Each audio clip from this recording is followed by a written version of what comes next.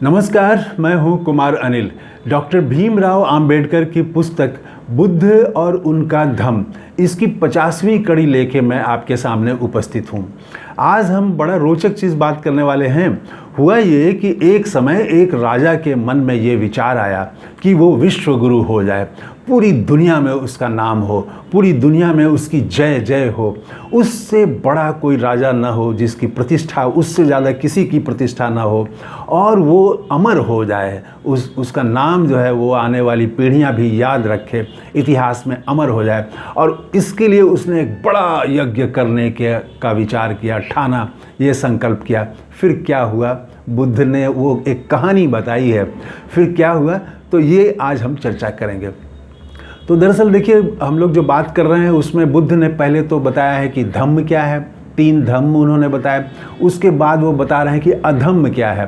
पिछली कड़ी में हम लोगों ने देखा कि बुद्ध कहते हैं कि आत्मा पर विश्वास, ब्रह्म पर विश्वास करना, ये अधम्म है। आज हम बात कर रहे हैं कि यज्ञ पर विश्वास करना अधम्म है। देखिए, यज्ञ 2 तरह के होते हैं, वो डॉक्टर अंबेडकर बताते हैं। पहला तो है नित्य, जो प्रायः करना है आपको या रोज़ करना है, तो इसमें आपको फल मिले या नहीं मिले, लेकिन आपको यज्ञ करना है, ये नित्य यज्ञ है। और दूसरे तरह के जो यज्ञ हैं वो नैमित्तिक हैं।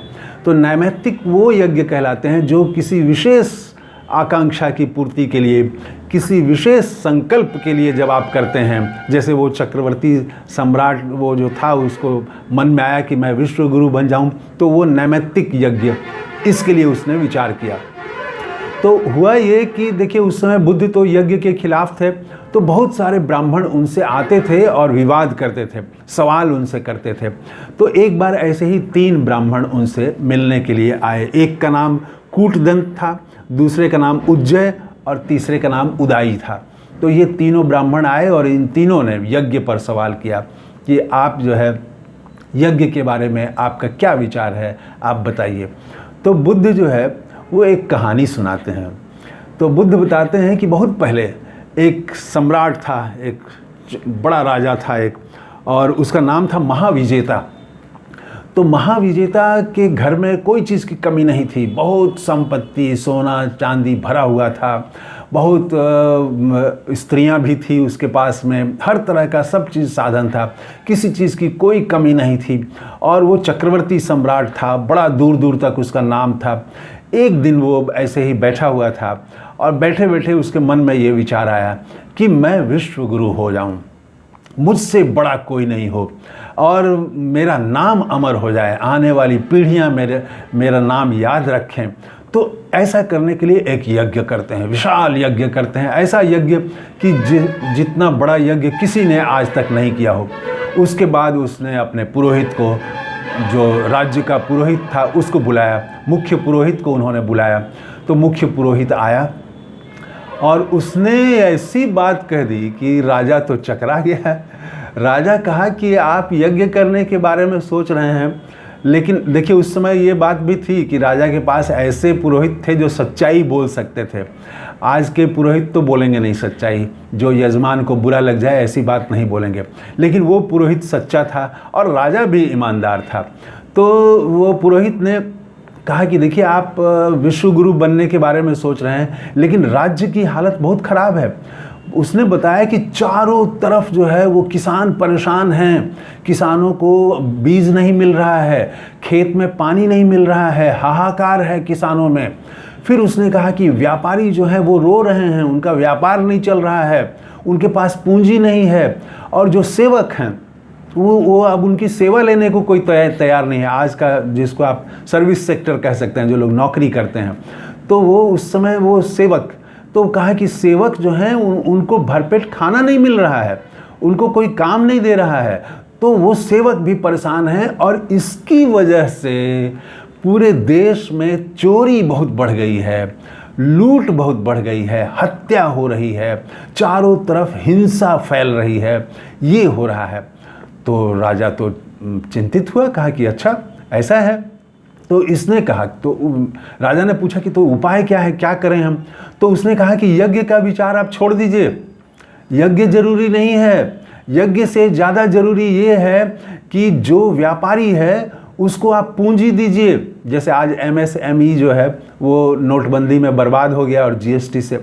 तो बुद्ध कहते हैं कि वो राजा को उस पुरोहित ने सलाह दिया कि आप जो व्यापारी हैं उनको आप पूंजी दीजिए, आपके पास पैसे की कमी नहीं है, धन की कमी नहीं है, वो आप खजाने से निकाल के इन व्यापारियों को दीजिए ताकि ये अपना व्यापार बढ़ा सकें। और किसानों को मुफ्त में आप बीज दीजिए, मुफ्त में पानी की व्यवस्था करिए आप ताकि वो खेती कर सकें। और जो सेवक हैं उनमें आप उनको सेवा का जो पैसा मिले वो पूरा पैसा उनको मिलना चाहिए। तो उनके बीच पूरा आप अनाज बंटवाएं, उनके बीच आप भोजन बंटवाएं और ये गारंटी करें कि वो जो उनकी सेवा कोई ले, और नहीं अगर कोई सेवा ले रहा है तो आप सेवा लें और उनको आप काम दें।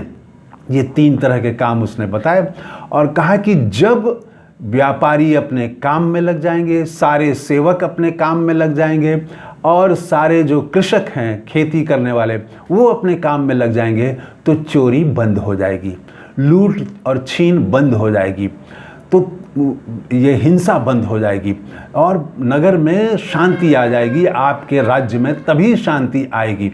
तो ये राजा की वो बात समझ में आई और उसने उसी तरह से किया।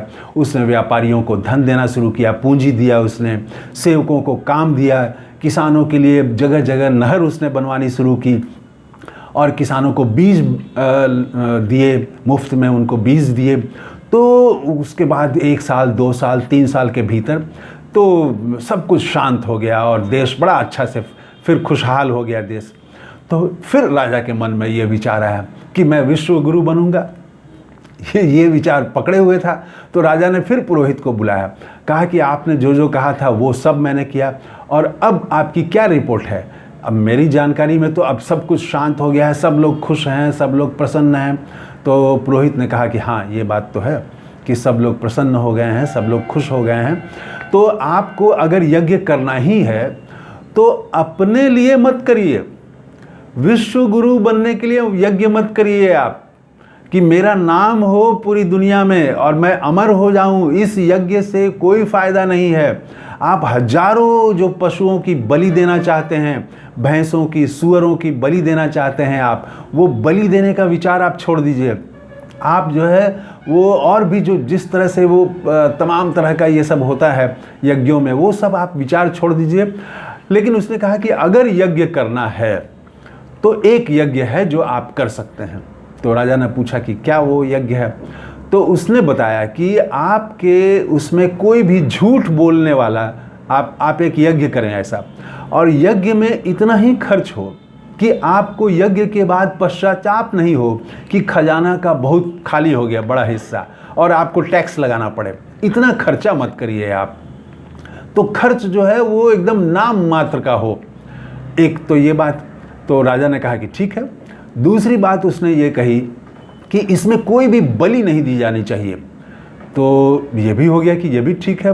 बड़े संख्या में, सैकड़ों की संख्या में पशुओं की बलि दी जाती थी। जितना ज़्यादा बलि देंगे उतना बड़ा यज्ञ, तो वो बलि नहीं दी जाएगी, ये भी राजा मान गया।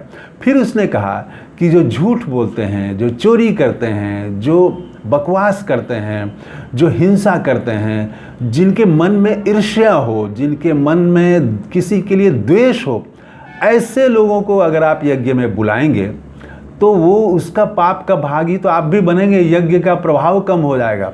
तो आप ऐसे करिए कि जो सचमुच में सच बोलने वाले हैं, जिसने कभी हिंसा नहीं की हो, जिसके मन में किसी के लिए द्वेष नहीं हो, किसी के लिए कुविचार नहीं हो, कभी हिंसा नहीं किया हो, ऐसे लोगों को आप बुलाइए। तो जाहिर है कि बहुत कम लोग आए लोग।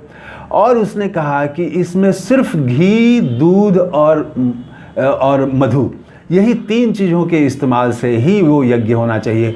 कोई पेड़ नहीं काटा जाना चाहिए, कोई वृक्ष न काटा जाए, किसी की बलि नहीं दी जाए। कोई श्रमिक जो है अगर काम नहीं किया, उसको घास छीलना था लेकिन घास छीला नहीं, तो वो उसको जो भय होता था कि अब तो मालिक जो है यज्ञ का जो आयोजन करने वाले हैं वो डांटेंगे या पैसा कम देंगे, तो किसी श्रमिक को भी कोई इस तरह से दुख नहीं होना चाहिए और कोई घास भी न काटी जाए, घास भी न छीली जाए। तो ऐसा यज्ञ करना है।